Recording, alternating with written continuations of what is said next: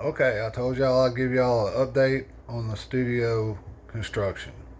This is what we got. Not a whole lot. I got to this point right here and figured out I had nowhere to store nothing. I haven't even fixed the light yet. But I got the cabinets out. So I had to do this. I had to tear my backyard up and build a shop out of every piece of scrap I had in the yard. Look at this mess. One mess to make another one.